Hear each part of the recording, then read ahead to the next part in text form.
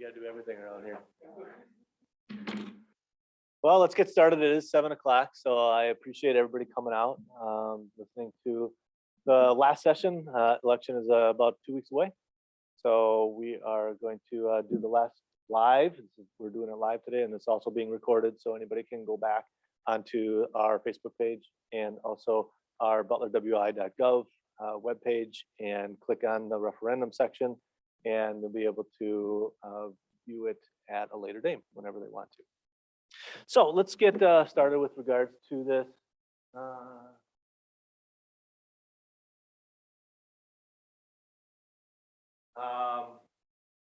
Where do we start? We start everything with the police department. What were you saying about IT?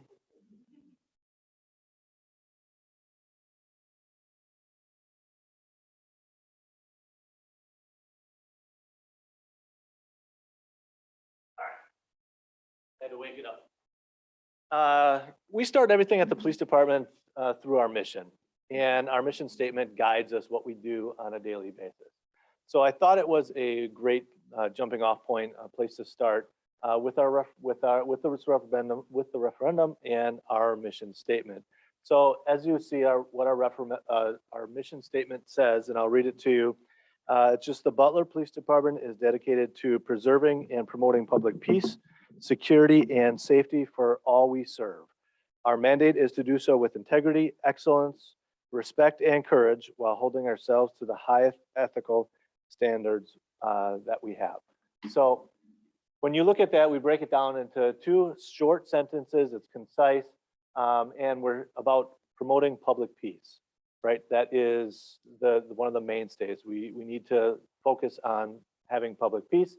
And then our second statement, which I believe you'll see as we go into the police department, you'll see those words up there.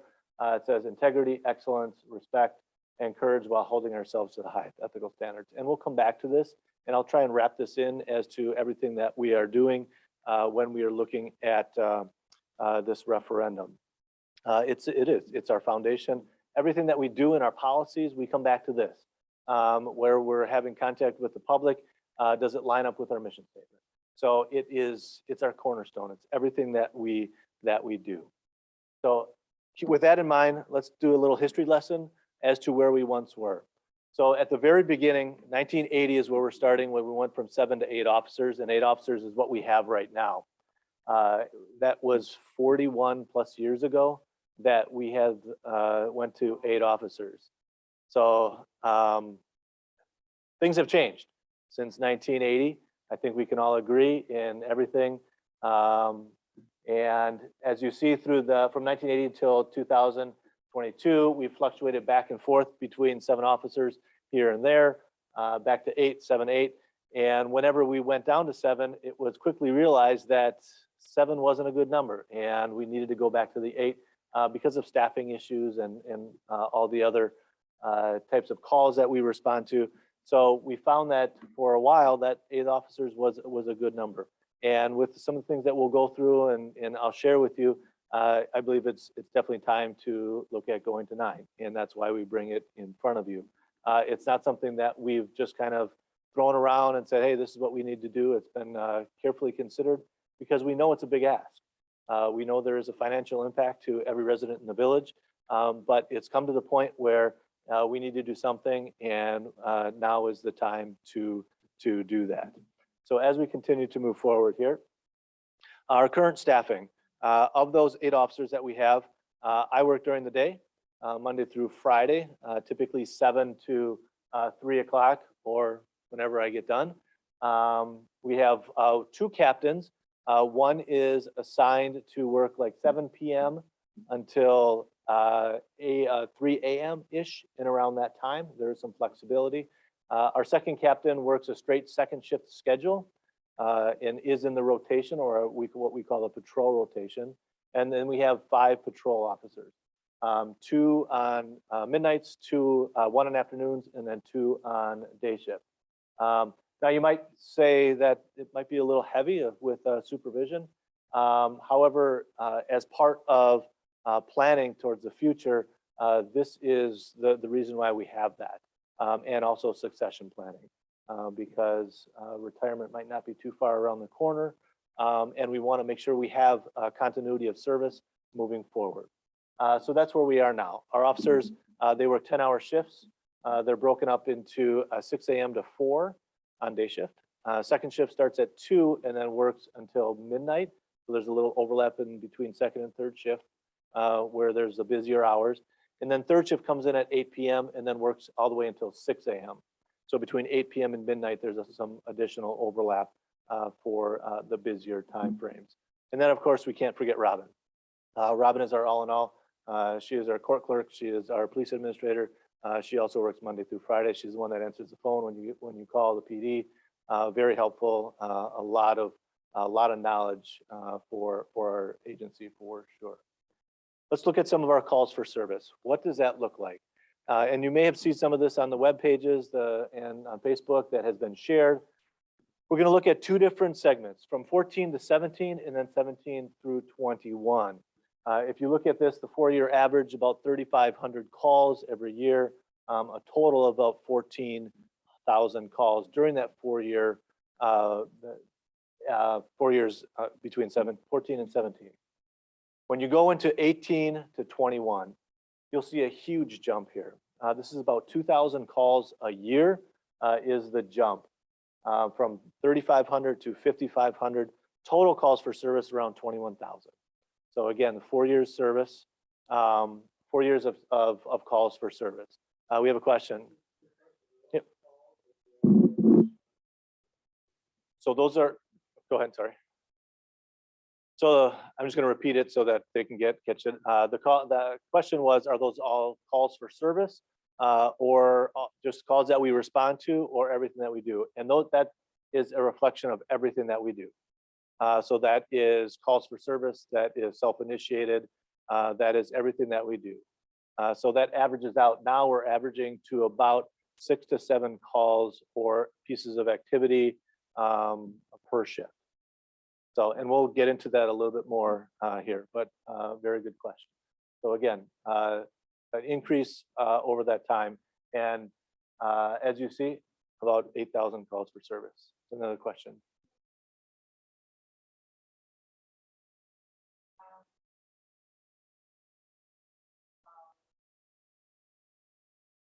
So the question was, what kind of calls are we talking about? And let's do that. Let's talk about some of those calls. Again, we're going to compare the two. So if you actually want the data, I can get that for you. So criminal damage to property. So this is somebody that comes and breaks a window, damages something. So just like that, they've gone up 25% in that time. And of course, I don't have those. I can get those for you, and I can put those on the site. Entry to auto. So this is somebody that breaks into your car in the middle of the night, during the day, or you leave your car unlocked and somebody rummages through it. We get calls. So these are all calls that we respond to. These aren't self-initiated ones. Weapons offenses. This could be a smattering of both. These are calls that we respond to, and or self-initiated calls that a weapon is involved. So in other words, we make a traffic stop and all of a sudden the operator has a gun in the car on him, and then so it turns into a weapons offense too. So up 115%, 14% on weapons offenses. Drug offenses up 130%. Again, this is a smattering of both self-initiated and responded to. I would say the far majority of these are a lot of self-initiated ones. The people that we're coming in contact with have some type of drug offense on them, in their car, on their person, so on and so forth. Because you'll see the next one after this responds to drugs as well. Retail thefts, a huge increase in retail theft. That was mostly attributed to our gas stations and Quick Trip and the W, and that's where a lot of, because we don't have a whole lot of retail in the village the way it is, right? Those are our two main retail outlets. So when Quick Trip came in, that was the cause of a lot of those retail thefts. And drug overdoses. So again, this ties into the drug offenses, but a completely different category. These are actually cases where we responded to an actual drug overdose. And we had to kind of fudge that factor because between 14 and 17, we didn't have any. We had 0 drug overdoses in those 4 years, and it has increased that much from just that time. And we have a very good success rate of bringing people back using Narcan. Because we're so close to where the problem happens, which is a fantastic ability to respond so quickly. So we can get the medication that they need to be able to bring them back and to get their heart start pumping again. So our success rate is really high. Unfortunately, the last one we had, we weren't able to save. So the call complexity, does that answer some of your questions? Okay, call complexity. So here's where we get into the nitty-gritty as to the whys behind a lot of this. The types of calls that we respond to are increasing in their complexity just simply because of computers. Computers is a nexus to every crime that we are involved with right now. So the evidence of the cell phones and the computers, pretty much every crime that we respond to has a connection to a cell phone. And when you can connect that cell phone to that crime, you have to try and get information off of that cell phone, which if you get a consent to it, great, that's awesome. But a lot of times we have to look for and get warrants, draft warrants, and so on and so forth. We have to try and get it through internet. So we have to try and subpoena these huge websites, Google, Yahoo, all these different types of websites that might be hosting some type of information on it that will connect somebody to a crime. We are then able to then go back to those websites, but it takes a lot. It takes a lot of time and a lot of effort. DNA, pretty much everything nowadays is DNA, and getting DNA and collecting DNA and then getting that DNA off that person, that individual, the piece of property, wherever, and then linking them to again, a very time-consuming process.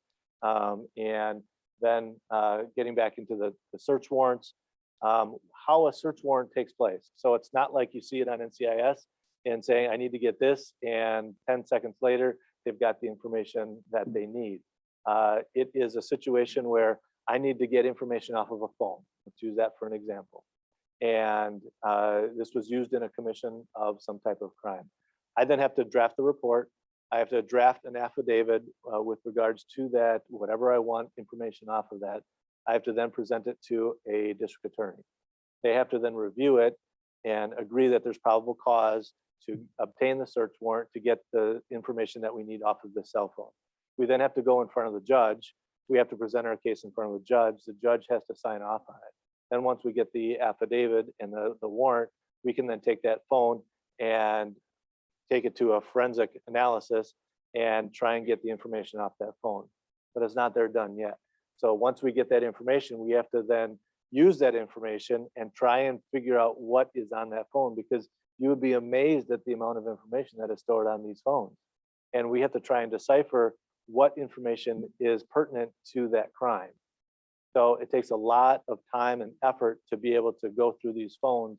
And the last case that we had, when I cited with regards to the individual who passed away when he overdosed, he was not in his house. He was in somebody else's house that was not there. There were 2 phones and a car. So we had to write a search warrant for phones, car, and a house to be able to search everything and to try and find out who may have provided him the narcotics that he ingested when he succumbed to that. So again, and we're still working that case. That case is still ongoing.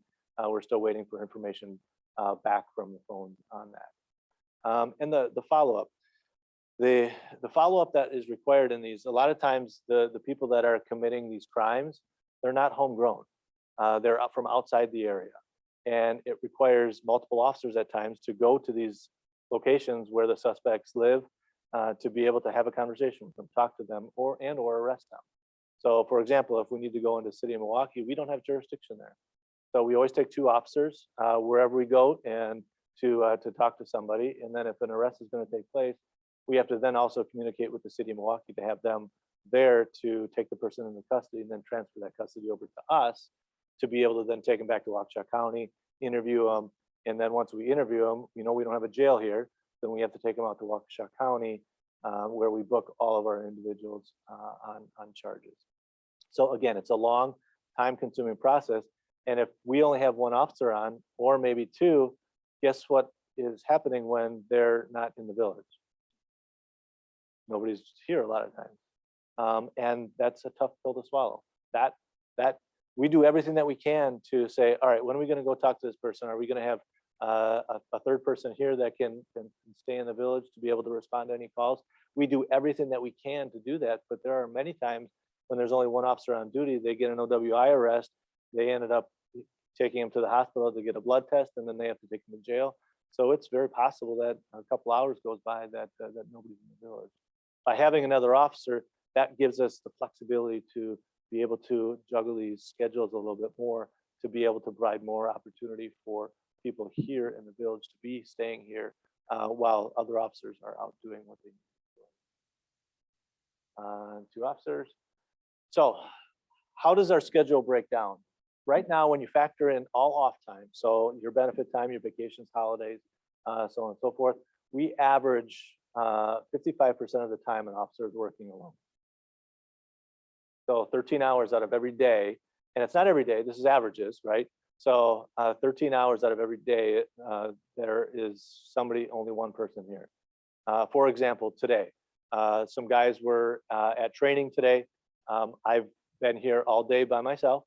And then the third shift came in at 6 o'clock, and he's now going to work until 6 a.m. by himself.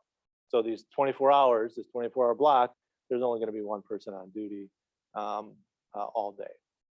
And today's how our schedule rotates. Tuesdays and Wednesdays are usually a training day because it is a typical overlap day. And so we don't have to pay overtime to send people to training. So these guys, 2 guys were out at training today. And because they were out at training, we didn't have to pay overtime for that training, but the sacrifice is one officer on duty. So the last meeting that we had, prime example, we only had one guy on. There were 2 of us here, one for me and one to run the computer. And in the start of the meeting, there was a domestic. So the one officer responded to that domestic, and then the other officer that was here, Captain Herpin, went to assist him and back him up. So it happens all the time, and we'll get into some more of that. So as I mentioned, disorderly and also the domestics. One of the worst types of calls that an officer can go to by themselves or in general just get to is a domestic because of the volatile nature of that. But a lot of times, these are the types of calls that your officers are responding to by themselves: the armed robberies, the burglaries, the alarms. We get alarms at businesses all the time, and one officer is responding to those. And if they find an open door, sometimes they'll have to wait for assistance from another agency to come so that they can clear that building without anybody else there, or until they're not doing it by themselves. So disorderly conducts, bar fights.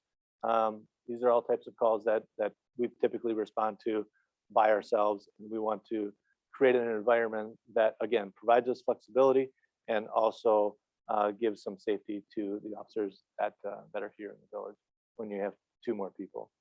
So if this is approved and voted on by our citizens, we estimate, and it's just an estimate, that it would go down by about 20%-ish to 35% of the time. But our goal is to have 2 officers on. Bottom line is our goal is to have 2 officers on. Now, I know that is an extremely lofty goal, and it would require more than 1 officer on duty or to be added to our police department. But that's our goal. So we do everything that we can within the confines of our schedule now to have those 2 officers on at all times. The big picture. What is that big picture? And this is what it comes down to in my mind. Safety, safety, safety. We have a saying that we drill into these guys that safety never takes a vacation, right? And we always have to be safe. And that's our officers that are being safe when they're responding to the calls for service.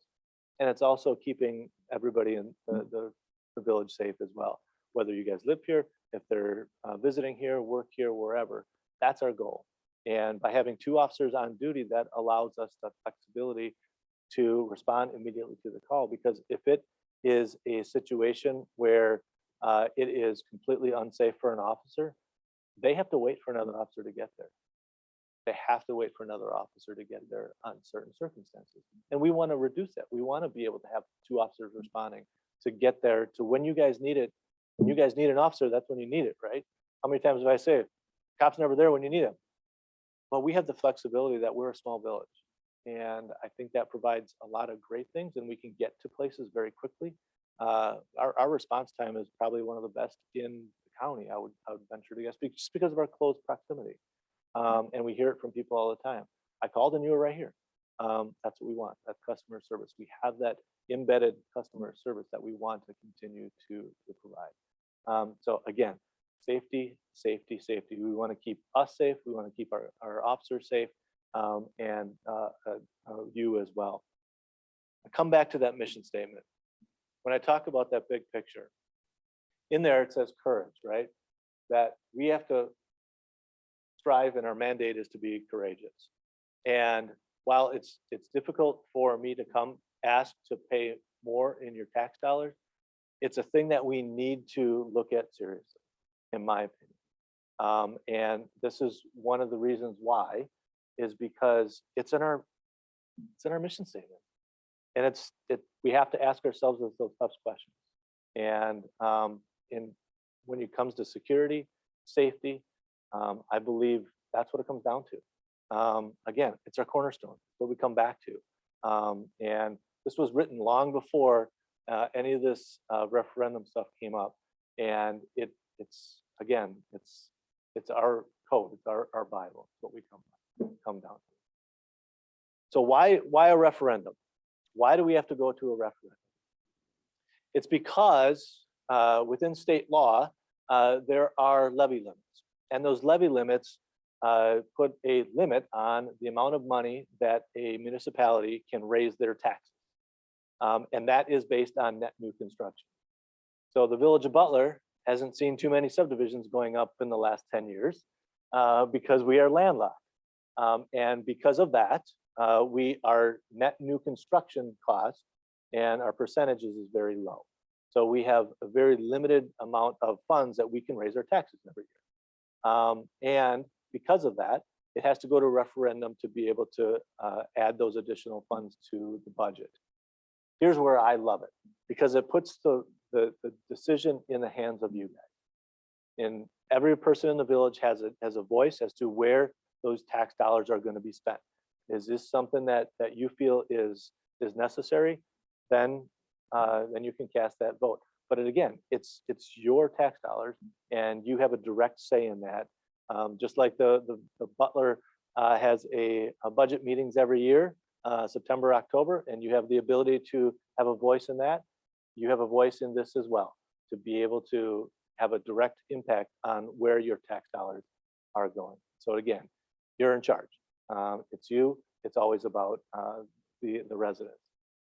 What are some of the positive? What are some of the things that we can look at if it is approved? Added staffing. Again, gives us the flexibility to manipulate the schedule to have majority of guys on during those busy times that the calls for service come in. We hear traffic all the time. Hampton Avenue, in our subdivisions, squads need to be in the subdivisions with stop sign violations. It gives us the flexibility to have those directed patrols to more quickly respond to those calls that we receive saying, hey, between 7 and 8 o'clock every morning, somebody's blowing my stop sign, right? So we can then dedicate resources to that versus there's only one guy on and we have to be someplace else. So we have to be here or there. We do our best the way it is right now. And I think we do a good job, but we can get better. We can always get better. The investigation efficiency. This is one of the other high priority items. Right now, our officers do it all. Like I said, I was the IT guy. Just prior to this, I was working alone. I was handling an accident report on a Silver Spring on 131st Street. Before that, I answered a call for an individual that was being a little too aggressive playing his video games and was screaming because he wasn't winning. But it's Not just that, it's the call from front to back, right? We get a burglary call. We have to work that call from the very beginning until we arrive on scene to all the way to the end. So we have to interview all the victims. We have to process the scene. We have to collect evidence. We have to take pictures. And after that, then we have to come back here. We have to process all that information, all that evidence, dust for fingerprints, then collect it and prepare it for the crime lab if it needs to go to the crime lab for analysis. And then if there's a suspect, then we need to track down that suspect, talk to that suspect, and take it all the way through arrest and through the court. So we don't have a dedicated investigator right now. So we all chip in, we all pitch in. I never say it's your call, it's your call, it's your call, it's our call. So everybody is responsible for the investigation piece. And because we are so small, it does have to get handed off from here to there. But having an additional officer provides us that flexibility to have a person that is outside the rotation of the schedule that can then respond to these investigations in a quicker manner.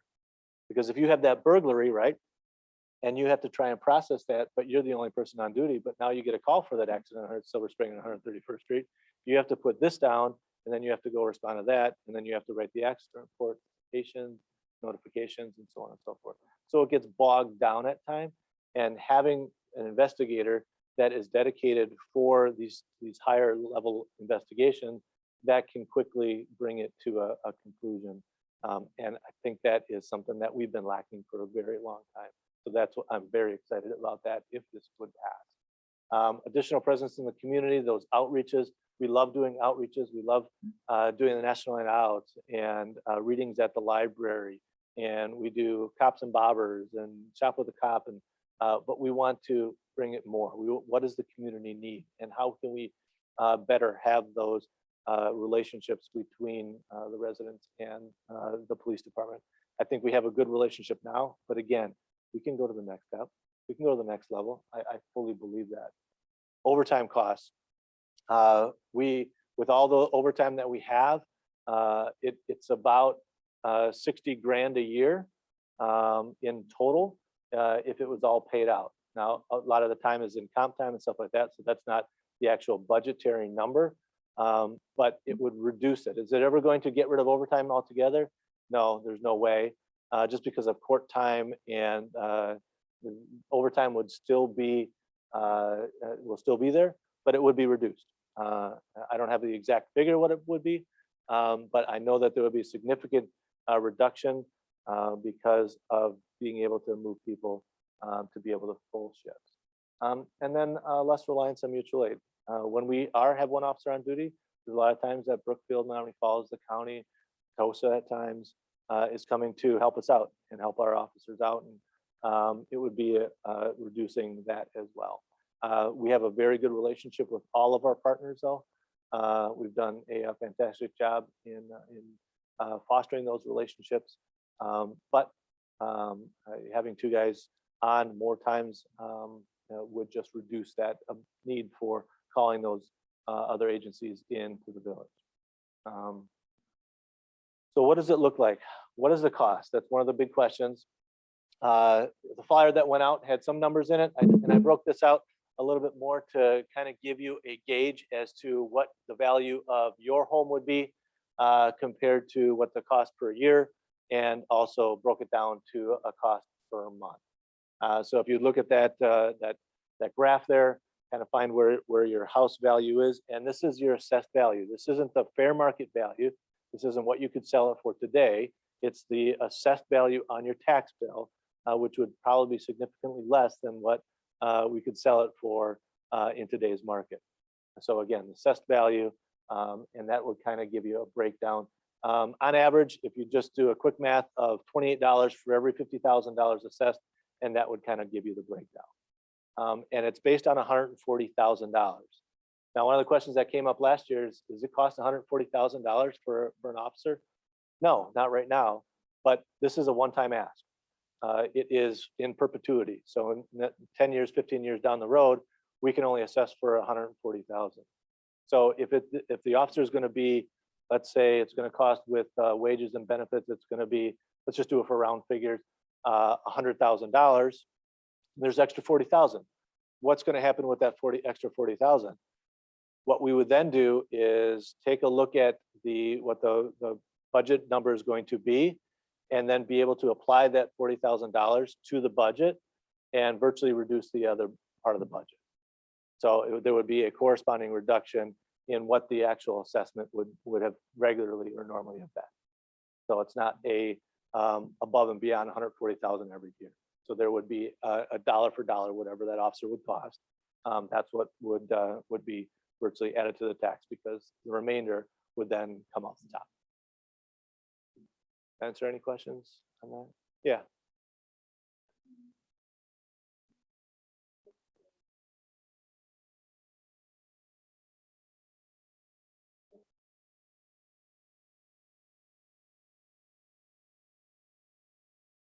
It's a good question. Right, and see how this works, and how it comes together with regards to 9 officers. Do I see that coming back to the voters anytime soon for a 10th? I don't, unless circumstances change. Again, we're cognizant of the fact that it's a big ask, and so that's why. Could we have come and say, hey, we need 6 officers? Yeah, but that's I didn't feel that was appropriate. And I think the 1 officer will consider it like a 17% increase in our force, in our staffing. So that's big. So we really want to find out what the full impact of an officer is in 1 officer. We've been working with 7 or 8 for so many years. 9th is going to be, it's going to be nice. It's going to relieve some pressure, but I don't see anytime soon coming in for 10, unless something drastically changes quickly. Anything else on the figures? All right. We all know that election day is April 5th. Those polls are open from 7 a.m. till 8 p.m. And in-person absentee voting is going on right now. You can request a absentee ballot via mail if you wish, or you can go online and request that as well. The in-person absentee voting is being done here at Village Hall, and you have to bring your ballot into Village Hall and turn it over to the clerk. You may see that the drop box is closed. That was with regards to a ruling that came out of the Wisconsin Supreme Court that it has to be in person. So any type of absentee ballots need to be given to the clerk in person. On the Friday before the election, the Village Hall will be open until 5 p.m. And then the day before election, there's no absentee in-person ballots that can be accepted. So that's how you vote. That's pretty much what I went through. Voter ID is required. And that is pretty much it. Does anybody have any other questions? Come on.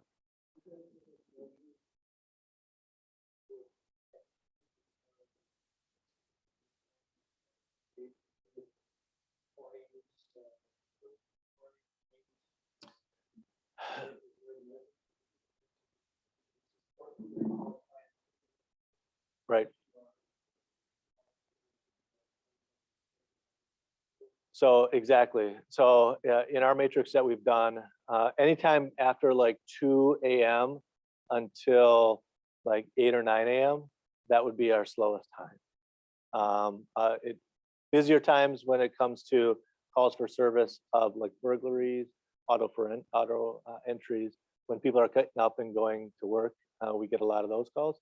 But the far majority of calls happen after 10 a.m. until about 2 a.m. With peaks in there around rush hour. And then early into the evening, then there's usually some type of dip. And then until after 10 o'clock and between 10 and midnight. Surprisingly not. Surprisingly not. Thursdays typically is our busiest day. Yeah, Thursdays. Thursdays for calls for service, Thursdays are typically our busier days. Yeah, people gearing up for the weekends. But then you throw environmental factors in there. Like a couple weeks ago when we had that really warm day, it was nonstop. So, spring, people coming, getting out. Yeah, you have those spikes, really nice days, really hot days. And then if you have a really cold day, it tends to slow down. So a lot of environmental factors. Yeah, Thursdays was always my busiest night, especially on third shift.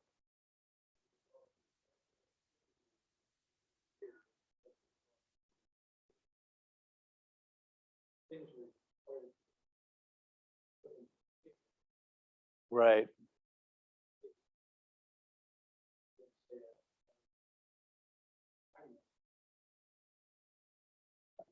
If history is telling us anything, yes.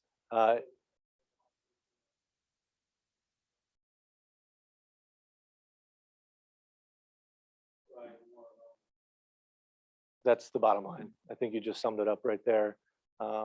Yeah, there's so many additional things that officers are required to do now that when I first started in the early 90s, it wasn't even on our radar. It's just amazing how much more well-rounded officers are now than what they used to be.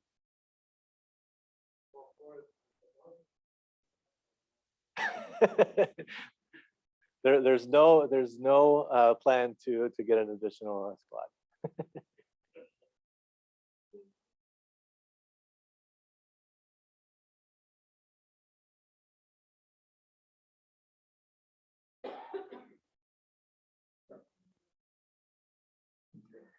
Now, I've never done a study on that and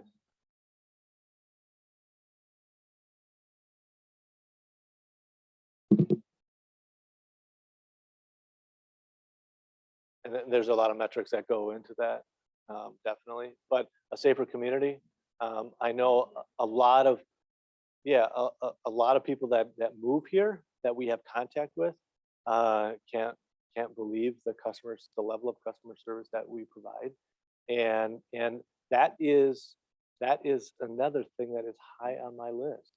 I like the ability to invest into the residents and the people, and if they have an issue that they need to be resolved, that we can spend that little extra time with them to get it resolved. Not that we're putting a Band-Aid on it and then it rears its head a week from now. That is something that I hear all the time from people that move from other communities east of us and say, I can't believe you're taking this amount of time. No, that's small town. That is what we are here for. Right. Yeah. Yeah. That's the fire department.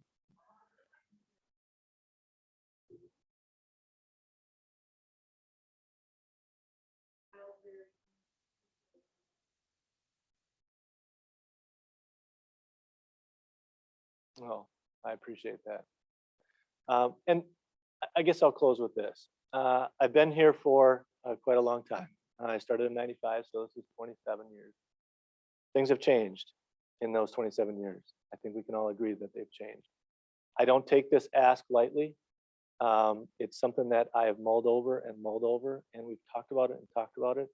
But it gets to the point where I feel in my heart of hearts that this is something that we need to look at. This is something that serious consideration needs to be given to this, because again, as it was stated by Mike, things aren't going to go back to where they used to be.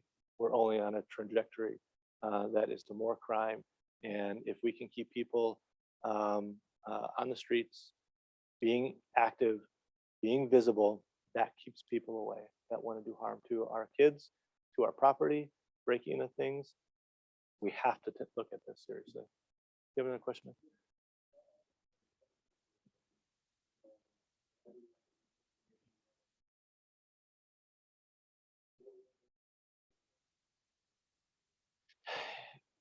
There's not really, because there's not a whole lot of other alternatives. It's raising taxes if you have the ability to do so, and or other private sources, which are short-term in duration. There are some COPS grants that are out there. However, those COP grants are really focused on schools, a lot of drug things. And then the bottom line is that funding runs out in 3 years. Then what are we going to do in 3 years? So we could potentially get an officer through a grant program, where it's paid 50-50, and then at the 3-year mark, now what? So we could maybe swing it for a short period of time, but then we get to that end of that period, and now we have to fund it completely. And now there's no mechanism in place to be able to fund that. So then we're laying that officer off because there's no funding within the confines of the budget and the budget process and the levy limits that are put on us by the state. So that's why you see a lot of departments going this route and going the referendum route, again, because that is, and I believe, the best way to do it. Again, it puts the vote in the hands of the people that are going to be paying the extra dollars. So, great questions. Anything else? Any other questions?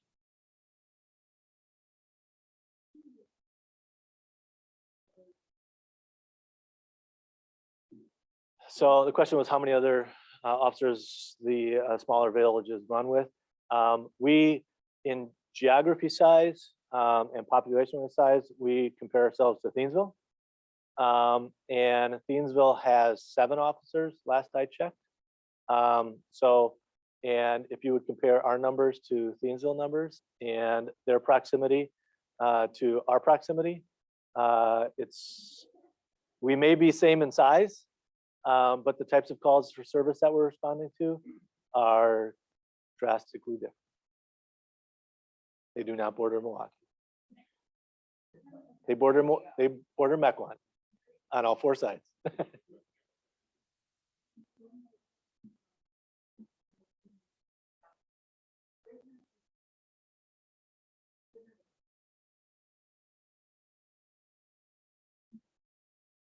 So if we call for another agency to help us out, do we get charged on a call basis? The answer to that is no. There was a time at once we were, but relationships have been mended.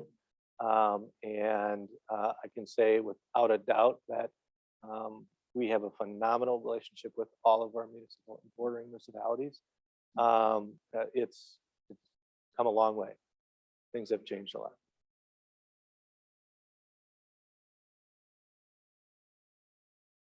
So shared service.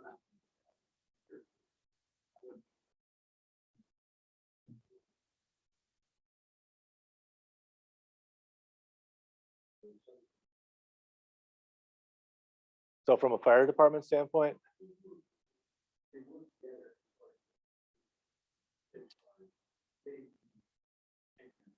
yeah, with the events that have happened and taken place over the last couple of years, in 2020 in Wauwatosa, in what took place earlier or in the holiday season last year in Waukesha, and some of these other major events, it is abundantly clear, no department, whatever size you are, you're able to handle those types of calls. And it's incumbent upon us as law enforcement to rely on each other. And it's no different in the fire service. If there is a call for service of a fire at a apartment complex, there's no fire department around here, with the exception of maybe Milwaukee, that could handle something like that. But then even Milwaukee, if they're sending all their engines to a major fire, they're calling all the suburban agencies to come and backfill their agencies and their departments while they're handling that call for service.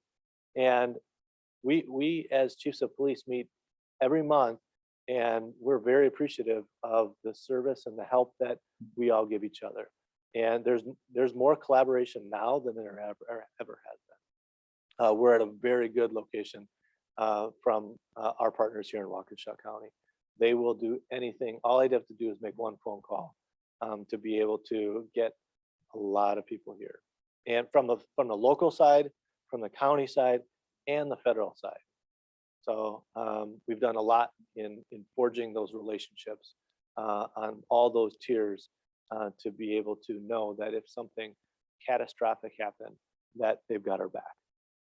They really do.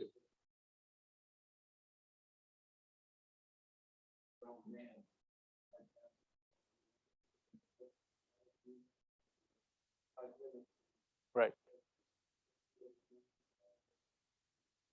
Mm-hmm.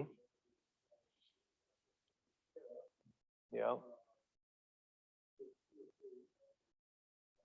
Right.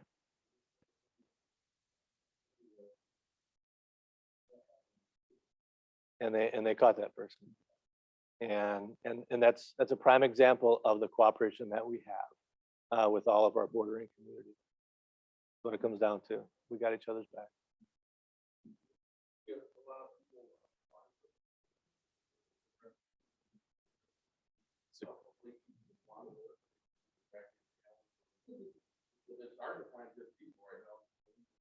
It's a great question. And again, I repeat it for the people watching, retention and recruitment.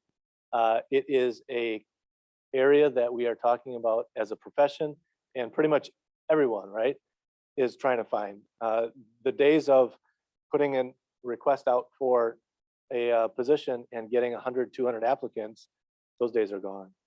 I think when I applied, I think it was just shy of 200 people that applied for this position. Those days are long gone. And I don't care what agency that you're at. We talk amongst ourselves, if we get 30 to 40 applicants, that's a good day. However, with that being said, do I think we have a good chance of getting good qualified people here? Yes. And the reason I say that is we're a phenomenal community. We care for our employees, and we show that. We show the care. When I interview people, it's a long conversation. It's not a in and out the door. It's what we do. We foster a collaboration between officer and supervision, and say, this is our community. We bring them in. We have them do ride-alongs. We want them to know what they're getting into. And candidate after candidate after candidate said, I love your process. It is a great process. And while our pay might not be the highest in the county, it is competitive. We do have, and we kind of make some of that up with regards to our benefit packages with insurance. There are some agencies and some municipalities that they have to pay $10,000 to $15,000 in copays in their insurance, and we don't have a lot of those. So it kind of offsets that.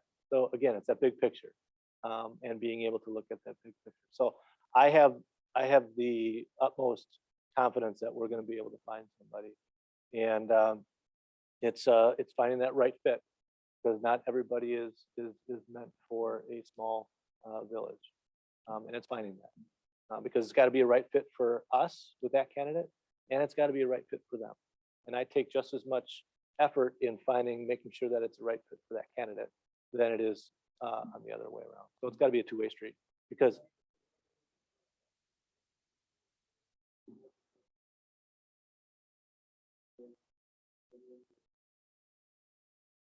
yep. So the question was with regards to any type of probationary period. So yes, we have an 18-month probationary period, and that probationary period is virtually an extension of the interview and hiring process. So that's how it's written in. So that 18 months while they're here, and typically how a hiring goes is they come on board.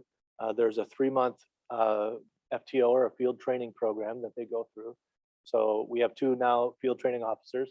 So they bounce back and forth between those 2 officers over those 3 months.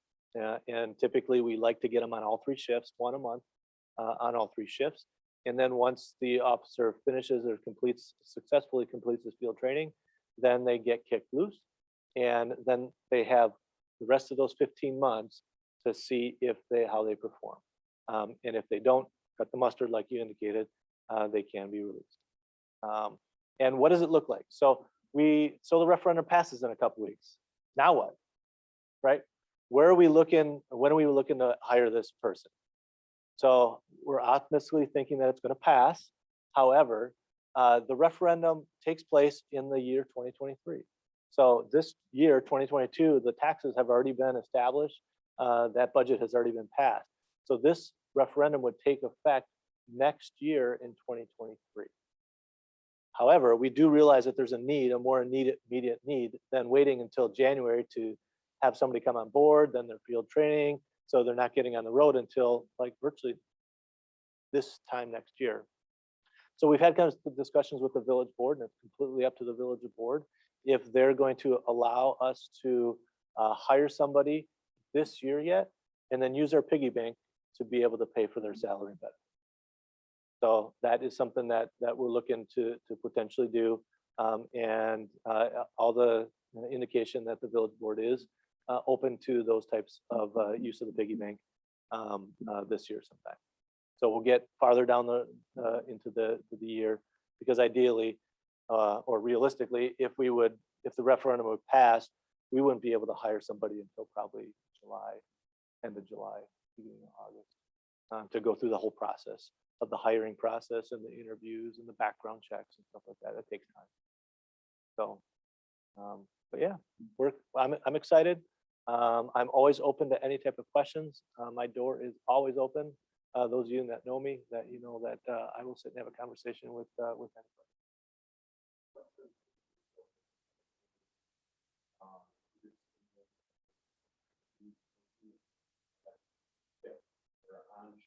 Mhm. Is there anything in place where officers are no longer allowed to during the So there's all things built into our computer system now that if any of those sites are viewed, it kicks out, so that we are made aware of anything. And that, again, as you indicated, about 10 years ago, right? A lot has changed in 10 years. I will. Sure. They obviously had other things to do other than patrol out on the street. And you throw those calls on the class. Now that you want another officer, maybe that officer is actually out on the street now versus in a pornography. Well, again, that was 10 years ago. None of those officers are here on this department. We have come an extremely far way since those times. And while I don't want to say that the past is the past, but we've learned from that and we've definitely moved on. And I think that you can have conversations with a lot of people in the village and said that this department has done a 180-degree change from where we used to be. And where you missed in the beginning of the presentation, but everything comes down to, oh, you were watching online. So you saw our mission statement. And that mission statement I take to heart. And everything that we do surrounds that mission statement. And I don't take that lightly. And I hold my officers to an extremely high standard when it comes to these things. And they know where that line is. And they do not cross that line. I fully believe that because I have their back, they have my back, and we have that mutual respect as to what we're supposed to do every single day when we walk in the door. We have a mission to keep, and we will keep that every single day that we do this. And we will not disparage this village and the people that we have any longer.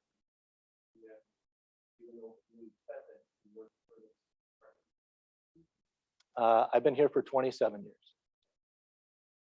Yes, I sure was.